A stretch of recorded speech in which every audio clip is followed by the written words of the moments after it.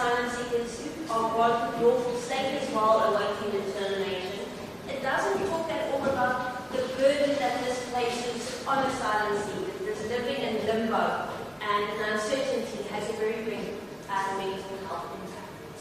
And we feel that the white paper reduces that.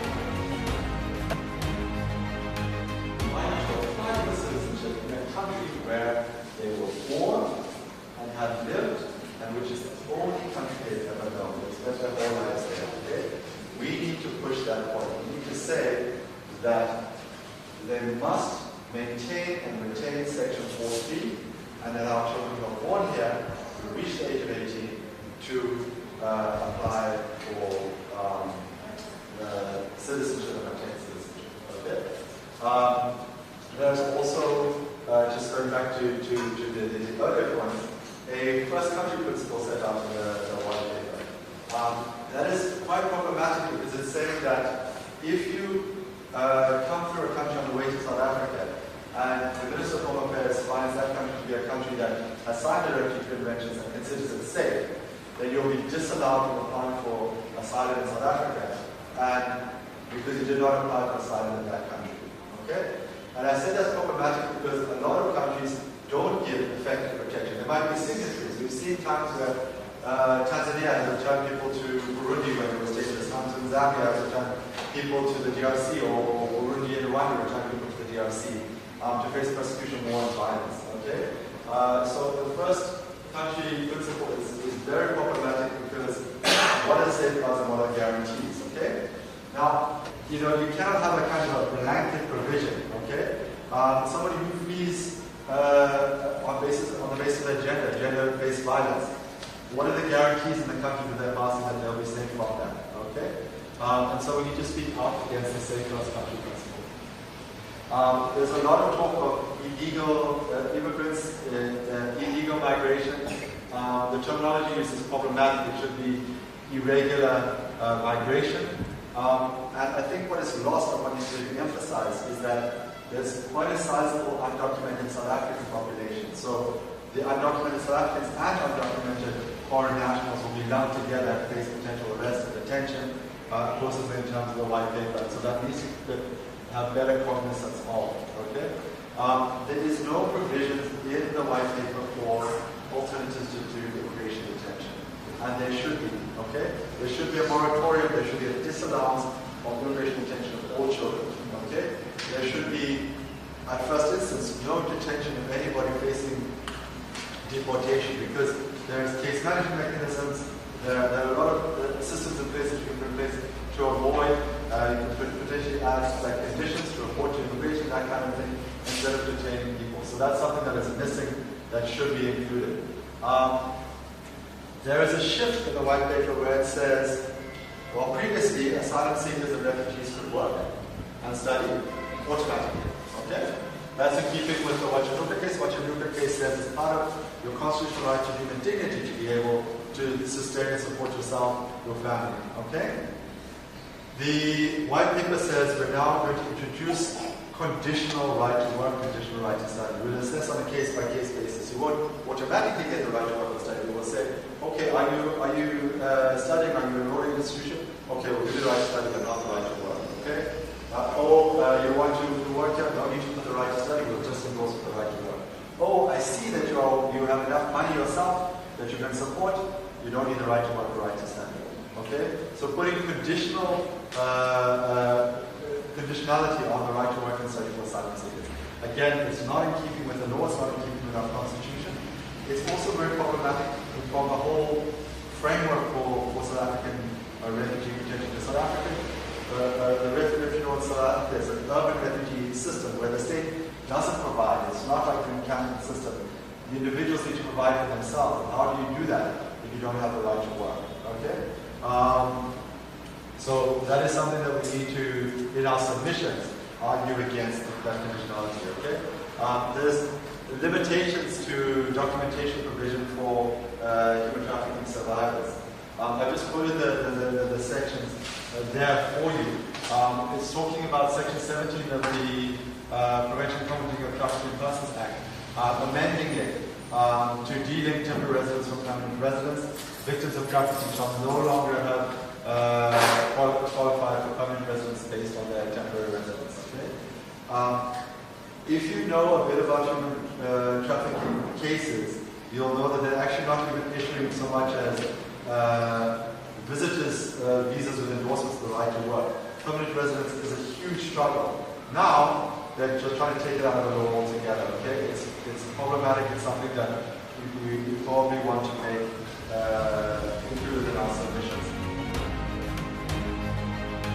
We are a little bit concerned about the framing of the state's undertaking not to withdraw from the convention, the reasons it's given for not withdrawing from the convention, and what's been posed alongside it, potentially as what we call a poison pill, which we'll speak about, the poison pill being making people accept the first safe country principle.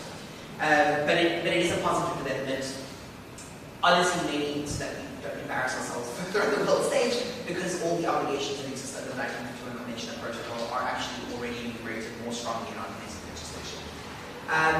It's positive that there was a very brief confirmation of access to education for all in South Africa, a literal one-liner in the revised white paper, good that it's there. A recognition that our imperatives flow from the Constitution and not from the Convention.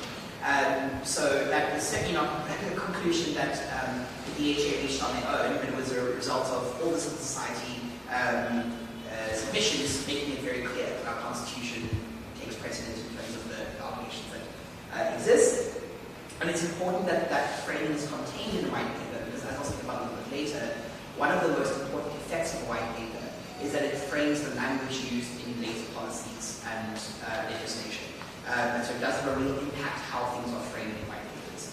And then, of course, for the education context, it's very positive that there are, to some degree, measures on universal registration of birth access, because one of the things we see most frequently through our clinic and through our other partners as well, like Backslash, is very frequently denial of access to education because of a lack of birth registration. So it's one fundamental thing might be able to be addressed. We have a concern, as James mentioned, about the border location of RROs, or refugee reception offices. We consider it to be semi-encampment by effect, right? Because the reality, as James mentioned, is that it's very unlikely that the intention of the state is that people will arrive at a border refugee reception office and then actually travel frequently throughout the year to the border. The clear intention, as has been made very clear in the white paper, is that people then remain in those areas, in their words, to avoid competing with impoverished communities for resources. Fascinating, firstly, that the state doesn't consider border communities to be impoverished communities, and that they think that border communities could better resolve issues than urban areas. But it's very clear that what is intended here is semi-encampment by effect. We consider this to be a legal violation anywhere South Africa's no encampment policy. But as a consequence, this also has a massive impact specifically for education access for children. One, because placement is already a massive issue in rural and border areas in South Africa, especially with issues like rationalization of schools, which is basically where schools are being shut down and more children are expected to go to fewer schools. We know that under provincial education funding and what's known as the provincial equitable share formula and the budget, that far less funding reaches rural, which is predominantly where these border areas are, education districts, and in all likelihood what is likely to happen is further discrimination against asylum seekers, refugees, and undocumented learners is likely to happen in those areas as those schools are further stretched by a lack of resources. It's very clear what the intention is here. In the case that parents are trying to travel from urban areas to refugee reception offices frequently, it's important to remember that under the current model of refugee reception offices, children with worse instances have to be present at those offices too, and that would result in massive disruptions of access to education for those children as well. If you're coming from an organization and you have done a submission, you can still do it as an individual. It is allowed.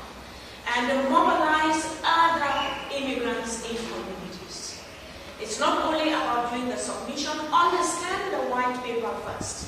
Understand how it is going to impact you and your families and your great-grandchildren that would be in South Africa in the future. Think through it. I'll try just to combine what my share about the labor law and the white paper.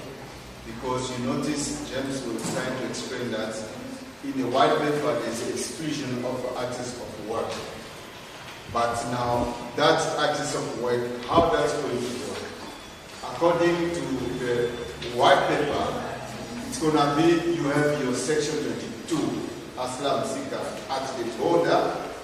Now, they give you a legality of being in South Africa, but for you to get in the process of work, you have to apply in certain institutions which can give you the right to work, which is separate than the section 22, where the section 22 we have now, the right of work and study is written there. It's automatic.